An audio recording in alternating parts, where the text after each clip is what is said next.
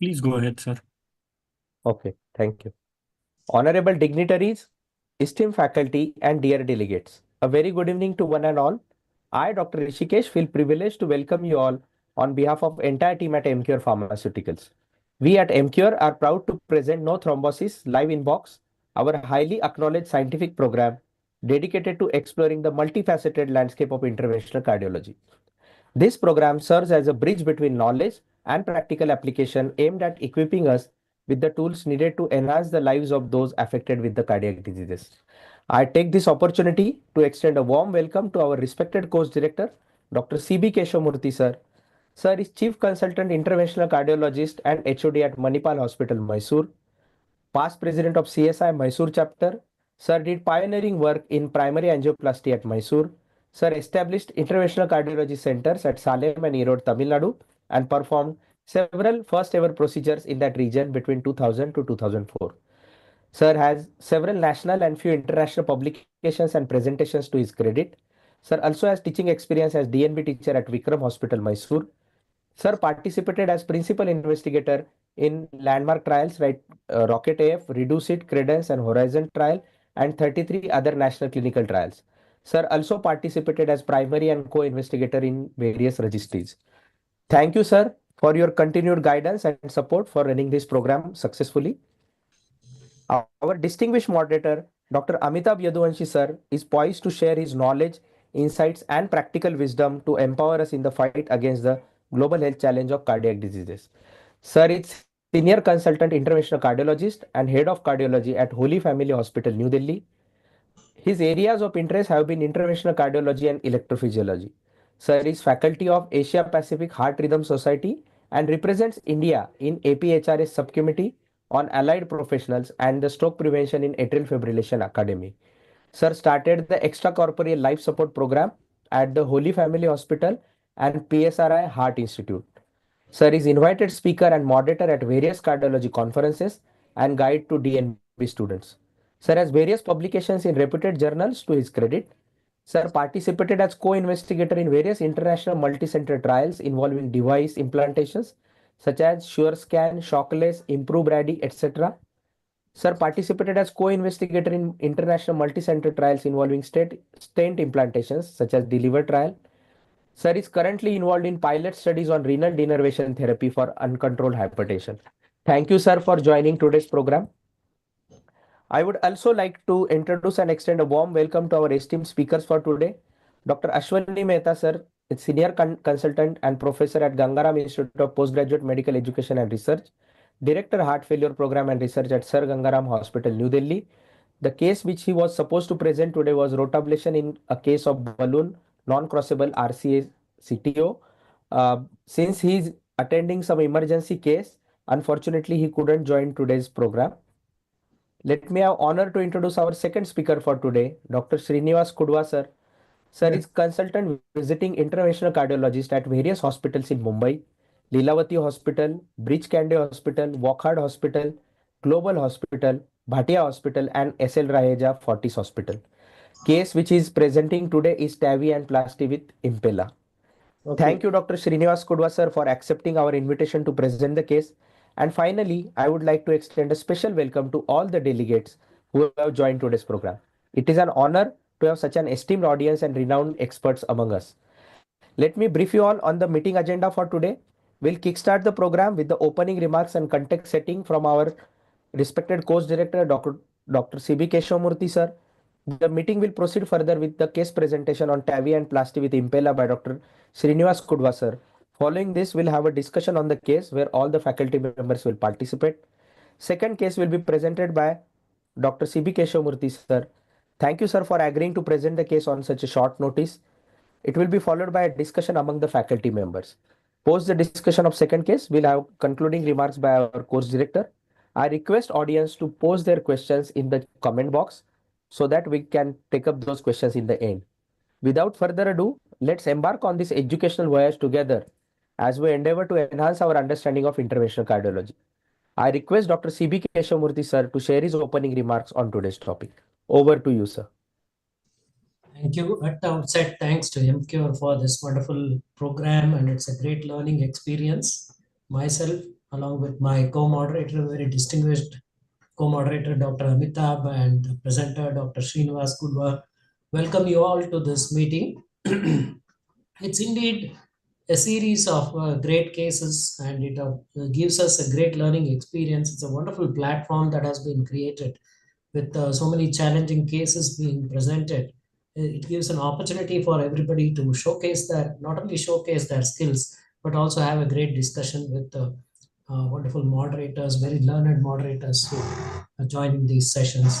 And thanks to all the delegates for being present here and sparing your time. And I'm sure you will have a great learning experience and take home some definitely good learning points. So without spending much further time, I request now Dr. Srinivas Kudwa, who is consultant interventional cardiologist, Healing Hearts and Valve Clinic at Bridge Candy Hospital, Mumbai, to go ahead with his presentation. I think there is a change in his presentation, like from TAVI, we have moved to other things. The second case, when Emcure asked me to present, because the first presentation was TAVI, I also brought a TAVI case. Otherwise, I would have brought So, OCT case. Yeah, so anyway, we'll have a variety of cases. thank you for allowing me to speak. I'm a very junior cardiologist in Bombay, so I'm part of a team that where we do complex cases. Our team has done more than 800 TAVIs here. So I had around 5 cases with me of TAVI with plasty and left main bifurcation stenting, but I was told to have a non-left main bifurcation stenting, so I got that finally. That's okay. That's okay. Managed to get my hands on a non-left main bifurcation stenting with OCT, which we had done. So if you're okay with that, sir, I'll present that. Definitely, we'll go ahead. Every case has learning points. There is nothing Yes, that yes. is simple or So, not. no, no. So I do not subscribe to the notion that there is something called as a type A plasty in cardiology. The minute you let your guard down, that is going to be your downfall. Every case has to be there where you are 100% there in the case without letting your guard down. Every case has to be given its full due. So this is a case of a 49-year-old male, known case of hypertension and diabetes, presented to us with angina since 6 months. He had a history of an inferior wall ST elevation MI, for which a primary angioplasty was done in the recent past. So if you see here, this gentleman also has some amount of disease which is not critical in the circumflex. We've already revascularized his RCA, and he's now having a very classical diagonal and LAD bifurcation disease. So this is something that we thought that because he's just 49 and he's still having symptoms, it's not something that you can leave on medical management. If you see here in all the views, the patient does have disease which is there from the proximal LAD, but as it goes to the mid, you do have critical disease. So what we did was we parked the wires first in the diagonal and in the LAD. We did a pre-dilatation of both vessels, as you can see in the previous one, sorry. In this vessel, if you can see, there is still disease. This is after pre-dilating with a 2.515 balloon. And we also pre-dilated the LAD. Now we ran an OCT throughout the vessel, which did show fibrofatty along with calcific lesions throughout the diffusely diseased vessel. What OCT really helped us here was when we managed to come right at the bifurcation of the lesion, where we realized that the patient had quite a lot of calcium, which we were not actually expecting. From the angiography, if you were to see, there was circumferential calcium here on the OCT. There was significant fibrofatty disease. But if you see here, now we are just coming up to the bifurcation, and there's a nice calcific lesion which was there. So it had a calcified ostium, which would not have been seen. So first we pre-dilated it nicely. both, and we used an NC balloon and a cutting balloon. After which we decided to do stenting using Culot. First, we stented the diagonal and we got a good result. After which recrossing was done through the stent struts. A dilatation was done to crush the stent, make way for the stent.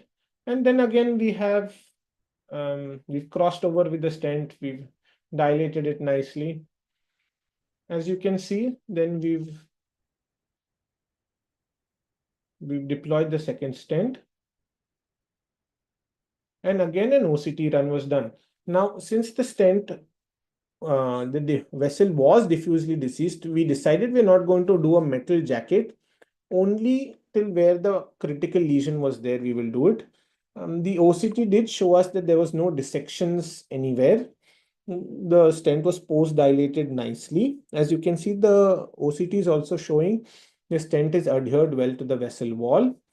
And what was more important was to have a look at the bifurcation.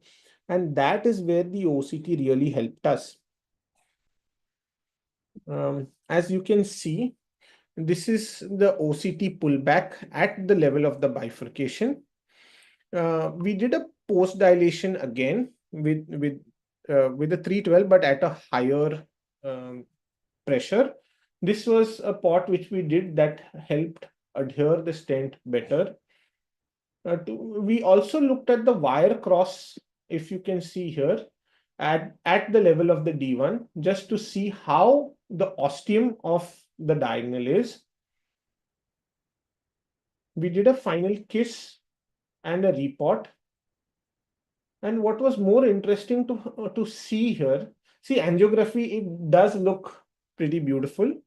But when we were to do a OCT, this is what was important, that the OCT helped us. It helped us show that there was a clear ostium. As you can see, the stent strut is clear of the ostium here.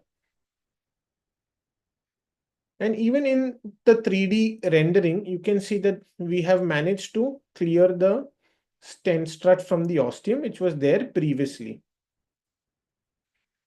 So basically, this case was to actually show the utility of the OCT in the bifurcation.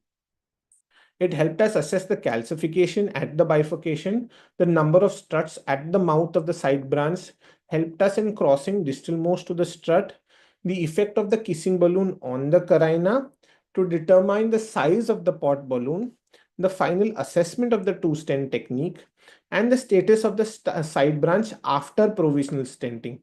I think when any interventionist was to see this kind of a result, and when it comes to their bifurcation, it is really satisfying, because you feel you've done justice. And when the OCT does show that you managed to clear the ostium also, and the stent is well positioned, I think we feel we've done justice to a young patient there. So I think 49 is still relatively very young for someone to have this kind of disease. Well, I'm still in my learning process. But for Sir, I want Sir's opinion as to what he would say as to how this is. I now invite Dr. Amitabh to make his comments, after which I will discuss a few points. Very nicely done, especially young individuals. The concept of precision angioplasty has come up now with the use of intracoronary imaging and a very well done bifurcation, I would say. Yeah, Dr. Goodwar, really well done, and explained all the nuances of bifurcation stenting and all the utilities of OCT. Especially if you have OCT, then it really helps you in deciding so many things. The only thing I thought was when you started with the case, the diagonal ostium did not seem to be that much tight, and the lesion was more into after the ostium. So, I mean, we could another possible way of managing such cases, like making it less complicated, is to do a provisional and then probably do a deb to that mid portion of the or the proximal portion of the diagonal, and try to remain away from the, because after all, although you did it very elegantly, and I'm sure the long-term results will be good, but then in a young patient, if we can avoid is too much metal, I think that's also something that should be thought about. But very nicely done, and especially the OCT, you can demonstrate the distal crossing of the strut and everything. Nicely done. Exactly, you stole my words actually.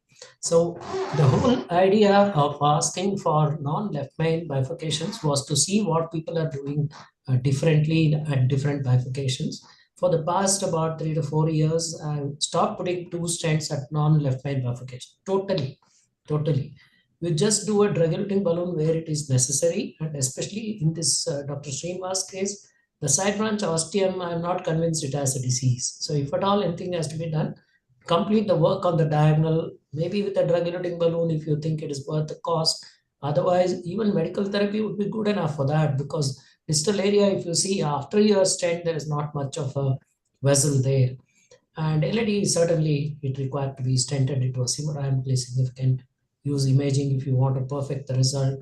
Do a side branch. If at all there is a significant side branch stenosis after the stenting, maybe treat it with a drug-eluting balloon. I completely avoided putting two stents. Because if you see the literature over the period of years, what we have learned is most of the events, about 60% or 70% of the events, are because of the side branch osteal restenosis at the bifurcations. So spending so much time and effort and money and means, of course, it's a great learning experience into a diagonal LAD or a circumflex OM, I'll just stop doing it.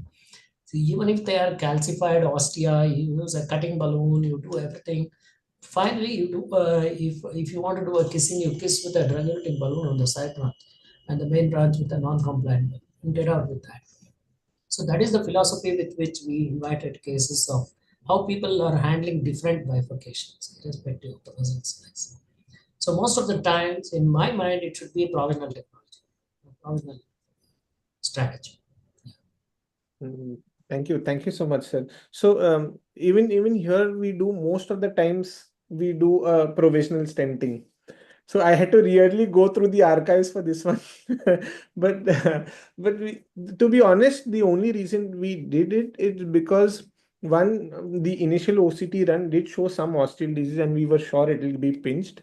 And the second one is we told ourselves that because we have imaging, if we can do a good job using imaging, then why not give the best result because patient was young. That was the only reason. Otherwise, we would have But Dr. Srinivas, you could have done a provisional with the could have done a depth. reverse culotte. Yeah, it was You good. put the stent in the main artery in which it was pinching, you could have done the same thing that way. So the idea of actually people misunderstand when you talk about bifurcation stenting. It doesn't mean two stents. That's Correct. Bifurcation stenting means how do you approach a bifurcation lesion? So you need not have dug up so of a two stent case.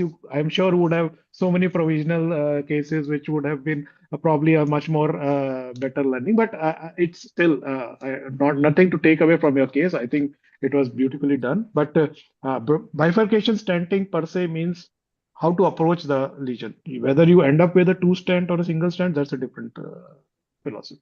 Okay, so start with the I provisional. have one doubt.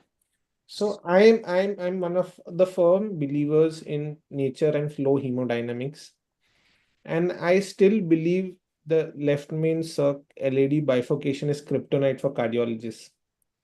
So if you were to have um, these kind of lesions where you do have a Medina 111 or even a 110, um, would you go ahead with bifurcation stenting, or would CABG be the first option? Because I've been trained, even if we have imaging, so I've been blessed enough to train with the best, but we were still told that a CABG is much more a better option. Um, so I wanted to know how it is in Mysore and Delhi. Would you still go ahead and be aggressive about it, or So again, it all depends. If it's a young fellow like your case, I would really be little. I will think twice before sending this patient for CABG. I mean, what's can happen? You can have a restenosis in the LCX osteum. That's the biggest challenge that you face.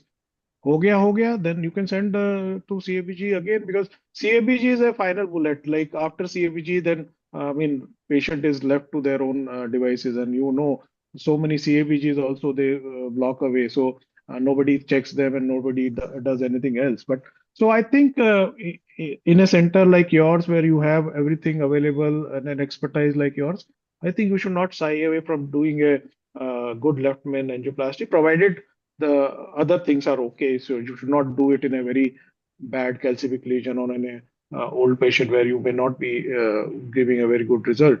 But if this type of a lesion was there, suppose it was a relative LCF lesion, then the way you did it, I think we should have done that. And if there is restenosis, then there is restenosis. Then still, CAPG is always open option for even later on. Dr.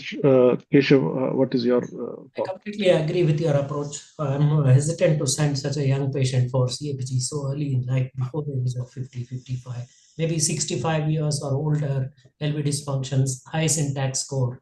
He would go for surgery in our center. And also the other vessel disease like RCA or a PD is graftable. Some large OMs which are graftable, then that would tilt the balance in favor of surgery. Having said that, even in the left main bifurcation of late, if it is a small non-dominant circumflex, I still in my mind I go with a single stent strategy. Yeah, sure. A single stent left main to LID crossover if there is an osteal disease. Even in Medina One cases, what looks very complex on an angiogram, when you actually approach it, then put a side branch, you dilate it, you put a drug-eluting balloon. If at the end of it you see a decent result, TIMI3 flow, no significant dissection in the circumflex osteum, I have left them alone. And I have followed them up for almost 2 to 3 years now with very good results. So there is no point in complicating things. We have to simplify and get back and take a good look at it. We always have a FFR wire on the circumflex, which helps us really to decide whether it requires a second stent. Like Dr. Amitabh said, if you want to do a subsequent stenting, you can do a reverse culotte or bring a stent from the circumflex into the left leg. So that is my approach, simplifying the angioplasty. The beauty of angioplasty is in its simplicity. Don't put too many stents and try to do too many things. Just leave it at that. Patients will do extremely well. Unless it is a large dominant circumflex, there is no circulation from the right, then you go with a two-stent strategy. LCX has a very complex lesion, osteal calcification, a long lesion in the LCX osteum. Certainly, then you go with a two-stent strategy. My preferred technique for left main bifurcation is culotte. For some reason, I've been doing culotte for a long time, and I think it gives a good result with a good side branch osteal coverage without many crushed stent layers. That is my whole idea of doing it. Very short culotte. Yeah. Yeah. And I think if we do the bifurcation using the techniques that you size your stent to the distal vessel, do a good pot, do a good kissing, then many a times, as you mentioned, so, you may angiographically it may look a little pinch, but if you do a imaging, you see that it's an oval, but the area is okay, and if you do an FFR, it's okay. Then we can leave it. And sometimes, I mean, actually putting an additional stent may be detrimental in such cases, because once you put a metal in the carina and you are there is always some amount of overhanging of the stent struts at the carina, and it invites restenosis. Also look at the patient profile, high bleeding risk, DAPT non-compliant. Exactly. Some patients from rural settings, they don't come for follow-up. In these patients, you put a two-stent strategy. It's a big headache for the cardiologist. Patient doesn't realize, he will go away and stop dual antiplatelet. We keep on thinking what happened to this patient like that. So in such situations, certainly consider provisional, even in left main. That was the whole thought process of inviting cases. So, but anyway, nothing to take away from your case. Very beautiful OCT images, very beautiful, nice strategy.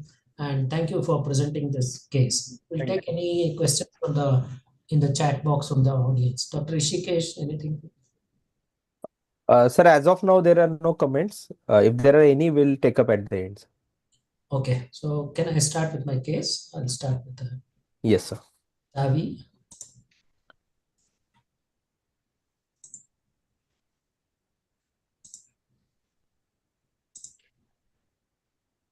Are you able to see my slides? Yes, sir. Yes, sir. Sir, please make it full screen. Just a minute. Yes. I just put these together in the last, say, half an hour or Thank so. you, sir. Afternoon was also busy, and we had some renal artery coil embolization, which suddenly came up after a renal biopsy. Patient was bleeding like HB had dropped from morning to evening by some 5 grams or something. So I got busy with that case. So I apologize for the unpreparedness of this case, and some of the slides are very hurriedly made. So this was a case of TAVI, which we did about 2 weeks ago, a very recent case, and the title is very appropriate. I'll tell you why in a short while. This is a 73-year-old gentleman, diabetic, hypertensive, with severe aortic stenosis with a mean gradient of 60 and in NYHA class 4. His list of comorbidities runs several pages. He was a past ischemic heart disease, post-LAD and circumflex stenting with a RCA CTO, which was not attempted because it was thought to be non-dominant and small vessel. He had peripheral arterial disease, and he came back for a peripheral angioplasty to left SFA for a non-healing ulcer, which improved after the stenting. After the angioplasty, he had chronic kidney disease with a progressive increase in serum creatinine, and just before the procedure, his creatinine was 5.2. In fact, the nephrologist said, "Why don't you defer the procedure?" But against all the advice, we took him up because patient had class 4 symptoms, severe LV dysfunction, EF less than 20%, severe mitral regurgitation, recent admission for heart failure. In fact, to do the CT, we had to hospitalize him, give him IV diuretics and some milrinone, and recovered for a couple of days in hospital, and then sent him for a CT. That was his status. And CT was done, and then planned for a high risk tower. Such a high risk with a kind of a host of risk factors, and comorbidities were just too many. So we had a detailed counseling session with a video recording with the patient's daughter, son-in-law, and many other relatives, and told them of all the risks. But there are very few options for this patient. There is no, the option was surgery would carry a very prohibitive risk, and surgeons were not willing to take him. So we explained the risk. We also had ECMO on standby. We had PCPS, of course. ECMO was in use in another patient, so we had bypass machine in the cath lab. And uh, I had planned to electively intubate and ventilate it, but our proctor, the god in this case, I would say, Dr. Anantramani, said, "Don't do too many things, don't intubate the patient. Just keep the PCPS machine on standby. We'll do as little as possible, as simple as possible." That was his wonderful approach, which we learned retrospectively, worked out for us in this particular case. So we started off as usual. We put a pacing from the balloon tip pacing catheter from the right internal jugular approach. The problem started here. We took a right axis. Unfortunately, this TAVI CT was done in a center which had just started. This was the first case which they had done the three-mention reconstruction, and they had not taken sections of the femoral artery as much as we want into the thigh. They had stopped just short at the CFA level. So the first shot, we came from the left radial and took a small injection to avoid too much contrast. It showed CFA disease. So we had to abandon the right groin and go on to the left groin. You can see clearly very diseased common femoral artery, which surprised us. So we had to shift to the left groin. And this was the left groin. We punctured and fluoro with some ultrasound guidance. And this was okay. Below this, he had a SFA plasty, like I said earlier. Below that, fortunately, up to that point where we wanted the axis, it was okay. So why the slide's not moving? Okay. So this was the first root angiogram. You can see the calcium. There is some amount of calcium at the annulus, but not too much. There is calcium. This is the stent in the LAD. So till this point, patient was hemodynamically stable with a blood pressure of about 100. And these were the shots.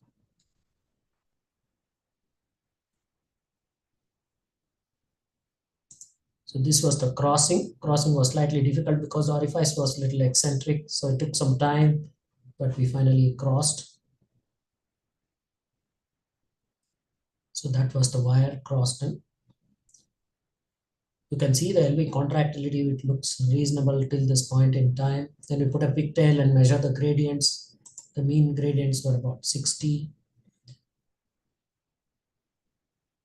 So the 3 had indicated a 26 millimeter Evolute Pro. Evolute Pro was taken in.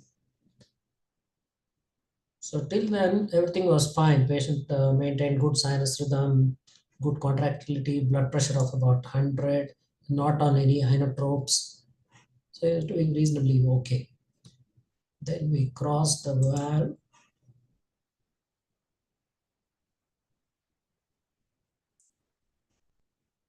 This is the support wire.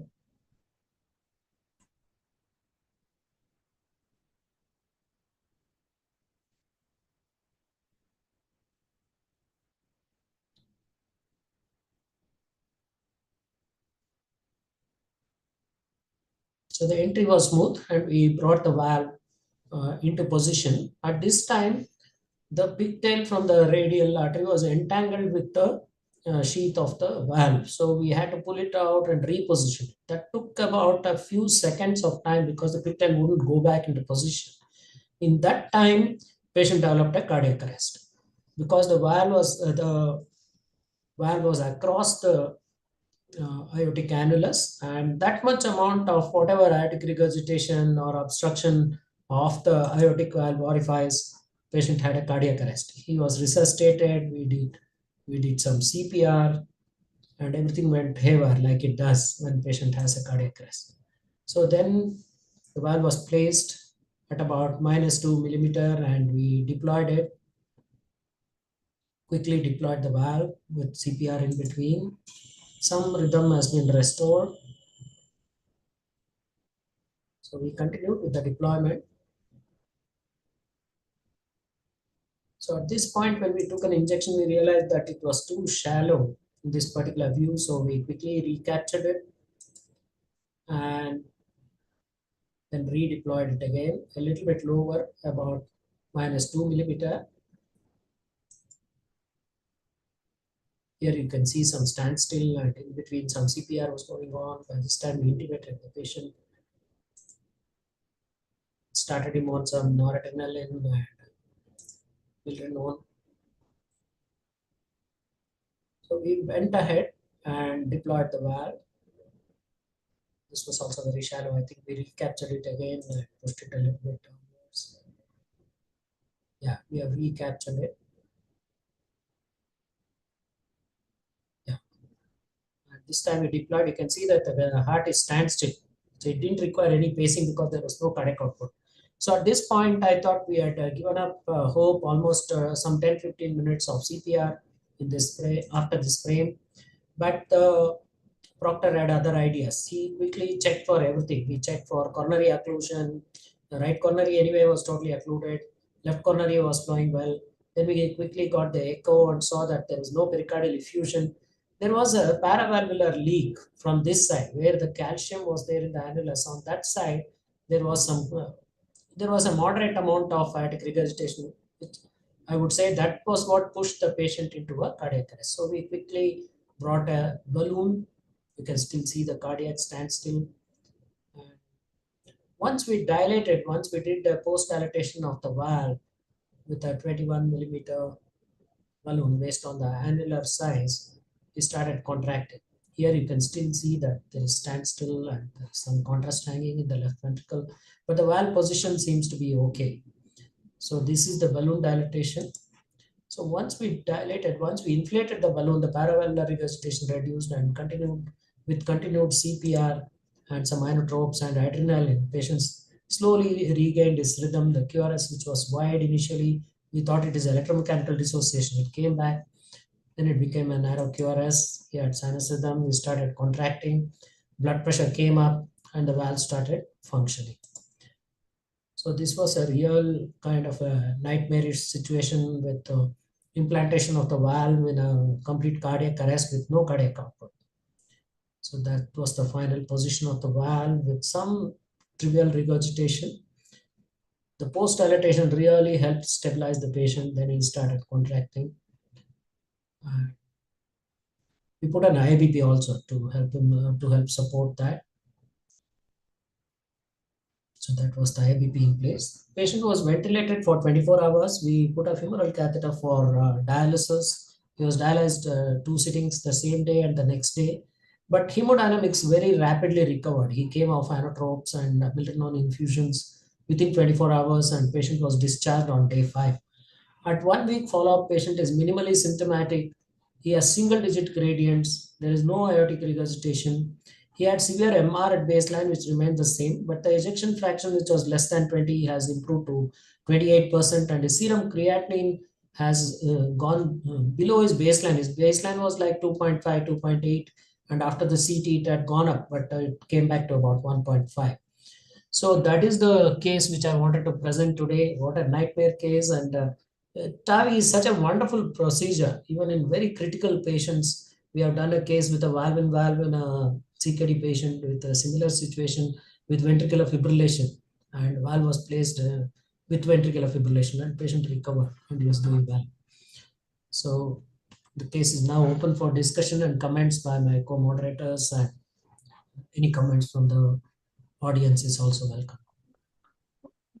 So very nicely done, Dr. Keshav, and this actually shows the expertise and the experience that you have and your team have, and especially your moderator and everybody. So basically, it's a teamwork, and it's with this expertise that we are now able to take up so many sicker patients who otherwise actually have Don't have no hope. the option. So basically, either you leave them to their fate, or you try to do something, and obviously it's a Herculean task to do such cases, but once you do it in a good way, and then the results are also so gratifying that this patient who would have probably not survived a week if nothing was done, and after a week he is with creatinines which are normal, and so it's really a gratifying scenario. So, and these patients, sick patients, even a little bit of AR or something. In fact,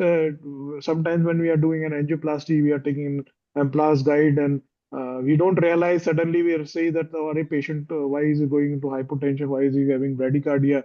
And then we realize that the MPLAS is sitting into the cusp and causing an AR, and that just by repositioning your guide, you can do. So AR sometimes can be really tricky, and it's so elegantly that you people, and it was really commendable that you even despite such sick patients, you were really diligent to place the device most accurate way as possible, and then so really congratulations and commendable. Thank you. It was really the Proctor driven. I was Yeah. innocent bystander. So again, it's a teamwork. I'm sure. I think I believe in the cath lab. Even the GDA is part of the team, and he is also very important. The patient has to pass urine, and if you don't have a GDA, then you are you have tachycardia, you have all sorts of things. So I think it's a team, and nobody in the team is small or big. Everybody has its role, and if everybody does the role as per the norms, we get good results.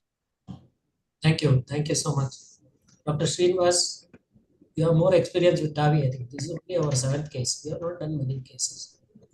So I'm part of a team where we have 3 TAVI proctors.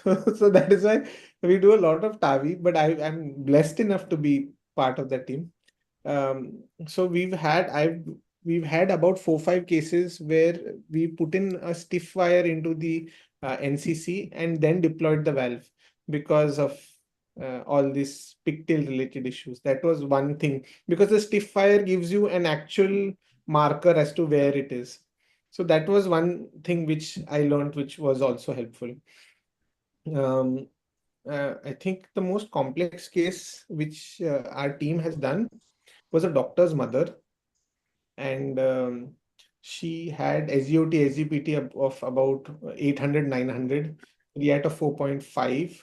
She had dementia. EF of less than 10%, critical aortic stenosis, LV clot, LA clot, RV clot, RA clot. She was in DIC with platelets of about 40,000 and an INR of 4. So she was airlifted to Bombay here.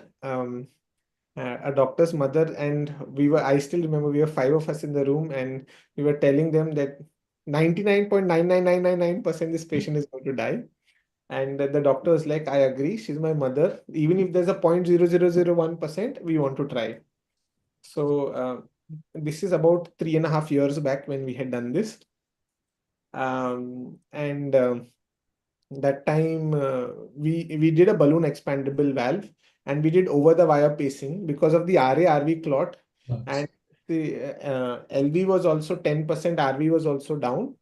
So we put in a stiff wire in the LV. We used alligator clips, and we did over the wire pacing. We used a balloon expandable valve, just one shot. And with God's grace, she did well. In a week, the LFTs came down. Creat, which was 4.5, came down to 1.6, 1.8. LFTs were bang normal later on. LV improved to 40%. Her dementia reversed, which was because of hyperperfusion. And that was the beauty of it. Like, the doctor got his mother back, means not physically, but even mentally, she was back. I think that was the most gratifying case our team has done. So it is, and the DIC reversed, everything reversed. It just showed us the beauty of TAVI was something. So I think beautiful. Yeah. Can't imagine sometimes how patients recover after that. So the unfortunate part is that many of these patients they are suffering for years together, and they are not. And like in your case, I'm sure if it's a doctor's mother, then I mean, unfortunately, she was led to a stage where she was almost dying. So had it been done a little earlier, probably it would have been more easier. But then really nice. But I think the awareness also needs to be increased, and especially now with TAVI, which is now available to. Only thing is the finance is definitely a challenge for many people, but still, the fear of surgery is at least allayed, and finance also. I think again, it's a matter of mindset. People are walking around in 20 lakh, 30 lakh, 40 lakh cars on the roads. So I'm sure for your own mother, or for your own self, you can spend that much money. But I think the mindset should change. Yeah, absolutely. Thank you all for the wonderful comments, and thanks, Dr. Srinivas Kodua, for sharing that case history. Any comments in the chat box, Dr. Rishikesh? Let me check. So there are no comments in the chat box. So Okay. I just request you to reflect on the valuable insights we have gained today and give your concluding remarks. Yeah, we have seen two wonderful presentations today by Dr. Srinivas. That was a great learning experience that he shared his two cases, and the TAVI case which I showed. I am sure it will be interesting and have a few learning points for all the people in the audience. And special thanks to my co-moderator, Dr. Amitabh, for the very mature and expert comments. And thank you all, and thanks to Emcure as a team. And we'll continue to do this program in service for all the young interventional cardiologists to present their cases and have a great learning experience. Thanks again. So Thank you, we are Dr. near. Keshav, and thank you, Emcure. Yeah. So we are nearly at the finish line. But before we conclude, let's express our gratitude to all who made this scientific program possible. I would like to express my sincere gratitude to our esteemed course director, Dr. C.B. Keshamurthy sir, and our distinguished moderator, Dr. Amitabh Yaduvanshi sir, for sharing their knowledge and expertise with us today. I would also like to thank Dr. Srinivas Kudva sir and Dr. C.B. Keshamurthy sir for their insightful case presentations. Your contribution has undoubtedly expanded our understanding pertaining to the cases discussed today. I would also like to thank our esteemed audience for their time, continued love and support for this no thrombosis program. On behalf of Emcure, I extend my heartfelt thanks to sales marketing and medical team at Emcure who have contributed to this program's success. Thank you all once again for attending and encouraging us. Good night and good time ahead. Thank you. Thank you. See you all Thank you. next Thank you, sir. Thank you. Thank you, sir. Thank you. Thank you for joining. Good night. Good night.